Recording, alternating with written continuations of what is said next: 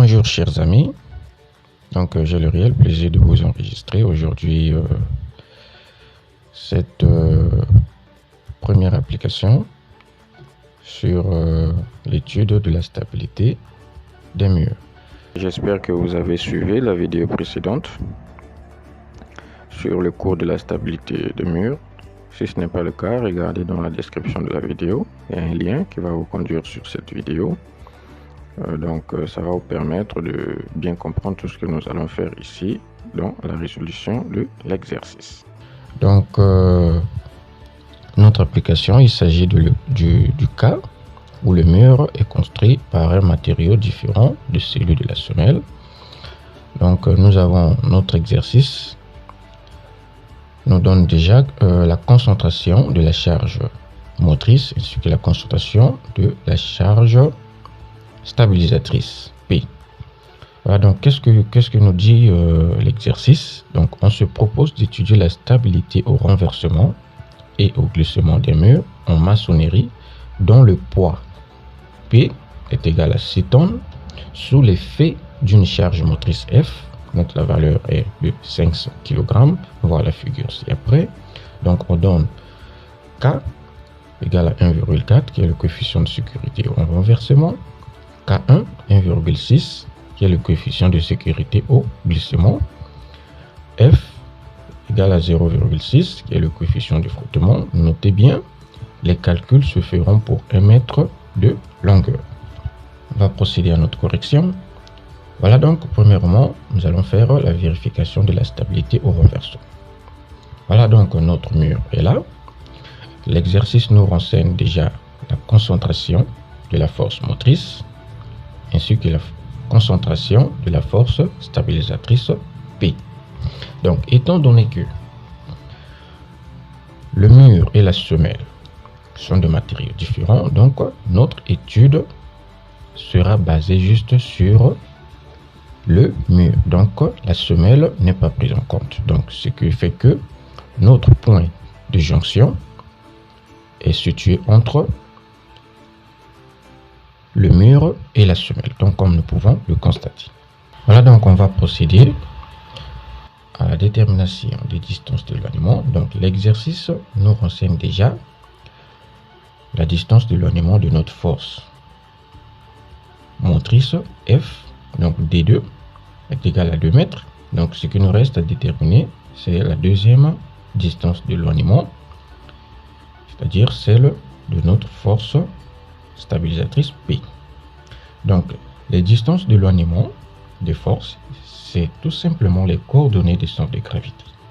Donc, comme il s'agit là d'une surface du rectangle, donc il s'agit d'une surface simple, donc il suffit de diviser la largeur de notre mur pour trouver la distance d'éloignement de notre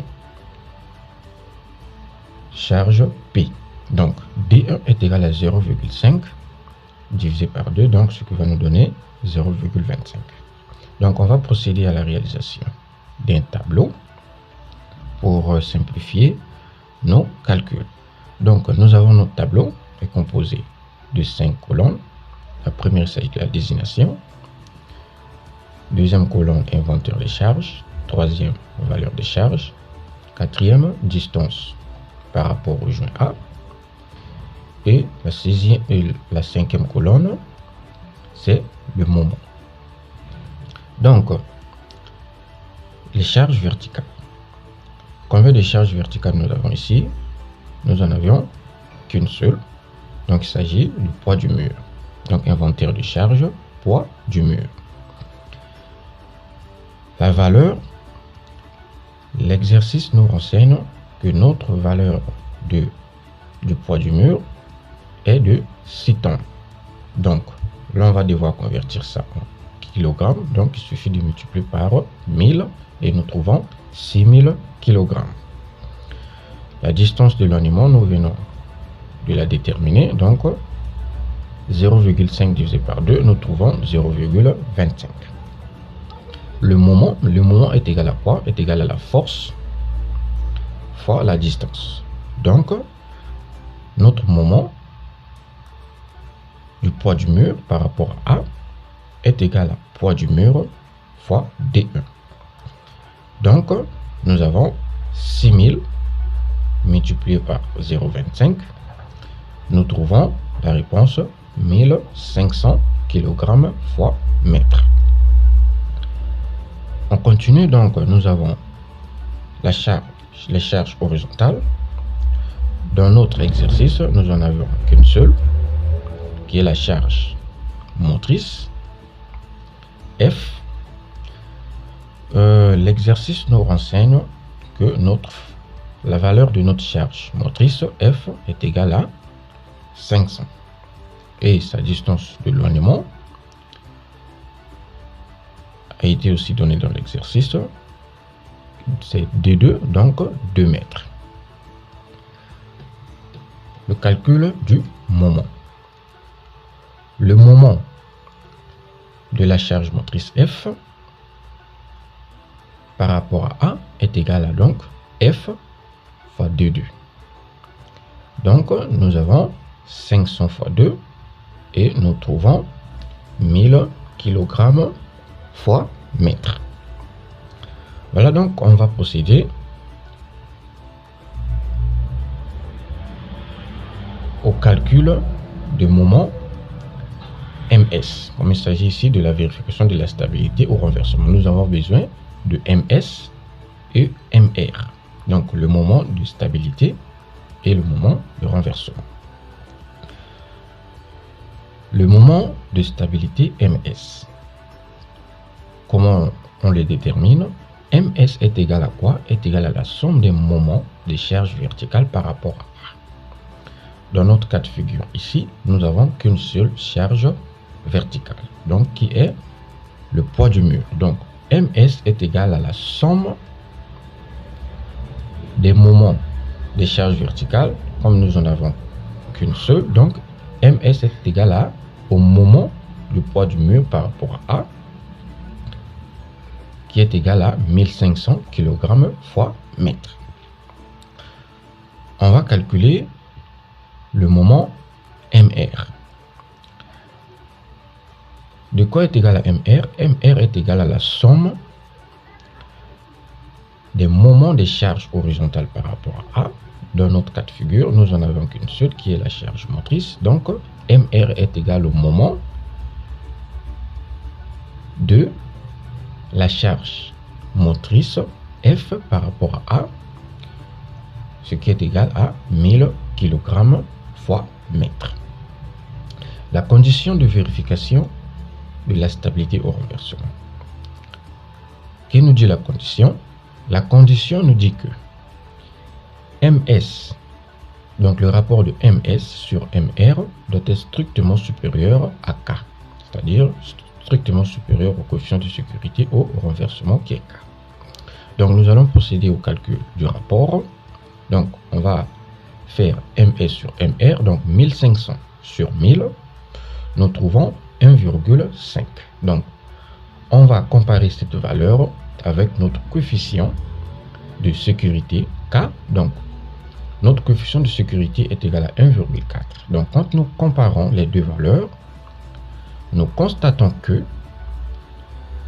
1,5, donc notre rapport de MS sur MR, est supérieur à notre coefficient de sécurité K. Donc conséquence subite et immédiate, notre mur est stable au renversement. Donc j'espère que j'ai très bien expliqué, vous avez très bien compris. Sinon, s'il y a des questions, n'hésitez surtout pas à les poser. On va procéder à la vérification au glissement. Donc au glissement, nous avons juste besoin des charges. Donc nous avons F qui est la charge motrice et P qui est notre charge stabilisatrice. On va procéder également à la réalisation du tableau. Donc le même tableau, l'on va ramener ça ici, mais maintenant nous aurons juste besoin de 3 colonnes. Donc la désignation, inventaire de charge et valeur de charge. Voilà, donc nous avons la charge verticale, inventaire de charge, c'est le poids du mur. Et la valeur, c'est 6 tonnes. Donc, on va convertir en kilogrammes. On multiplie fois 1000, ce qui nous permet de trouver 6000 kg.